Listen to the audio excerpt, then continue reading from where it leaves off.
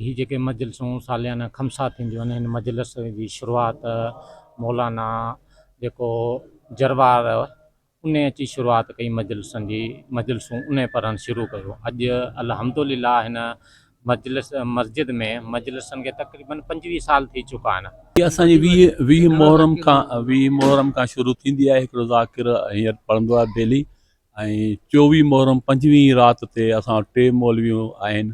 ऐं अच्छा उन में अलामा कारी मदद अली मल्हा ऐं कारी मंज़ूर हुसैन सोलंगी ऐं हुज्जतुल इस्लाम साईं बख़्श मुनाज़री बहितरीनु ख़तीब आहिनि। तमामु आले इस्लाम जे हर मोमिन मोमिनात खे गुज़ारिश कंदासीं वधि खां वधि हिन प्रोग्राम में शिरकत कनि। 8:30 बजे हीअ तक़रीबन मग़रिबनि खां पोइ शुरू थींदी आहे, तक़रीबन 12 साढे 12 बजे इख़्तिताम पज़ीर। इन वक़्तु अनवर कॉलोनी में भी फातिमा ज़हरा सलाम जी मस्जिद में मौजूदु आहियूं ऐं हिते पुछूं था बाइजाज़ खां हिते जेको 20 मुहर्रम खां 25 मुहर्रम आराम ते जेकी मजलिस असां मुनक़द कई आहे उहा कॾहिं खां हिते स्टार्ट थी आहे ऐं कीअं स्टार्ट थी आहे? अस्सलामु अलैकुम या अली मदद। तव्हां सभिनि भाइरनि खे, तमामु मोमिनी मोमिनात खे सभिनि खे इहो ई ॿुधाइण थो चाहियां। ज़वार एजाज़ अली कोलाची, टंडो मोहम्मद ख़ान, अनवर कॉलोनी में रहंदड़ आहियां। ऐं हीअ तक़रीबन मूंखे 18 साल थी विया आहिनि हलिया हीअ मजलिस अदा कंदे। पोइ हिकिड़े ॾींहुं असां वेठा हुआसीं 10 मुहर्रम ते मस्जिद अली अलैहिस्सलाम में। हिकिड़ो दोस्त हुयो ज़वार ग़ुलाम अली, उन मूंखे चयो कि मजलिस तव्हां करायो, कारी मंज़ूर हुसैन सोलंगी खे घुरायो। पोइ मूंखे मंज़ूर हुसैन सोलंगी मिले ई न, केर ई न ॿुधाए। पोइ साईं अतर हुसैन शाह जहानिया असांजो मुर्शिद बि आहे, उन मूंखे चयो त बाबा छो तूं परेशान छा में? मूं चयो साईं इहा ई ॻाल्हि आहे, इन हिसाब सां जेकॾहिं थी वञे त मौलवी मूंखे घुराए ॾियो। पोइ हुन मूंखे घुराए ॾिनो ऐं त उन टाइम खां वठी अॼु ॾींहं ताईं माशाल्लाह कई लाड़ा चाड़ा बि दुनिया में आया आहिनि मूं वटि।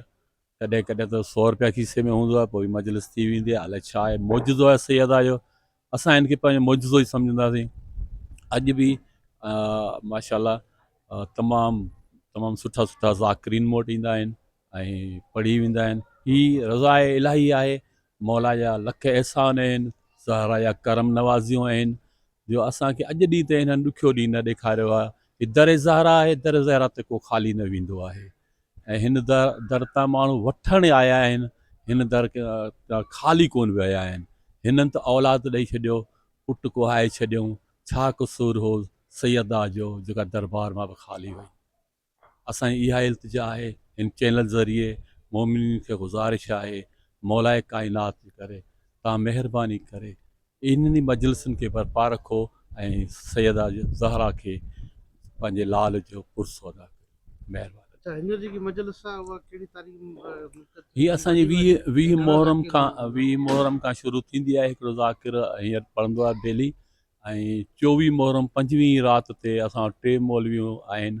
ऐं अच्छा उन में अलामा कारी मदद अली मल्हा ऐं कारी मंज़ूर हुसैन सोलंगी ऐं हुज्जतुल इस्लाम साईं बख़्श मुनाज़री बहितरीनु ख़तीब आहिनि। तमामु आले इस्लाम जे हर मोमिन मोमिनात खे गुज़ारिश कंदासीं वधि खां वधि हिन प्रोग्राम में शिरकत कनि, वधि खां वधि। अच्छा, टाइमिंग कहिड़ी आहे? टाइमिंग 8:30 बजे हीअ तक़रीबन मग़रिबनि खां पोइ शुरू थींदी आहे, तक़रीबन 12 साढे 12 बजे इख़्तिताम पज़ीर। ज़ाहिद भाउ, वॾी महिरबानी तव्हांजी जो अॼु तव्हां मस्जिद फातिमा ज़हरा सलाम अला में तव्हां आया आहियो। ही जेके मजलिसूं सालियाना खमसा थींदियूं आहिनि, हिन मजलिस जी शुरूआति मौलाना जेको जरवार उन अची शुरूआति कई मजलिसनि जी, मजलिसूं उन पढ़णु शुरू कयो। अॼु अल्हम्दुलिल्लाह हिन मस्जिद में मजलिसनि खे तक़रीबन 25 साल थी चुका आहिनि, जंहिंजी अॼु माना उन जाइ ते अची पहुता आहियूं जो माना सरकार हुसैन असदी जहिड़ा ऐं मुर्तदा हुसैन मुर्तदाई जहिड़ा ऐं कारी मंज़ूर सोलंगी जहिड़ा ऐं जेके आहिनि मौलवी मदद मल्हा ऐं जेके आहिनि मिठियाणी जहिड़ा, उहे अॼु असां वटि हिते मजलिसनि में अचनि पिया ऐं मजलिसूं सालियाना थियनि पियूं। हीअ अॼु जो न आहे, माना 25 सालनि खां वठी असांजा जेका नसल अचनि पिया, मुला हुसैन जो जेको ज़िक्र खणियो पिया अचूं असां, उन्हनि यज़ीदनि जे टाइम खां जिन्हनि ज़ुल्म कया, अॼु उहो ई शयूं असां खणियो पिया अचूं, न्याज़ नंगर जेके आहिनि असां कंदा पिया अचूं वॾनि खां वठी। हीअ असांखे तक़रीबन 25 खां 30 साल थी विया आहिनि असांखे। जी हा, अॼु हीअ ॿी मजलिस आहे। माना किस ताईं सिलसिलो हूंदो मजलिस जो? ही तक़रीबन राति जो हिन जी माना शुरूआति 10 खां थींदी पर ही वञी 25 मुहर्रम ताईं माना हिन जी बाक़ाइदे माना आगाज़ आहे हिन जो आख़िरी मजलिस जेका आहे न 25 मुहर्रम ताईं।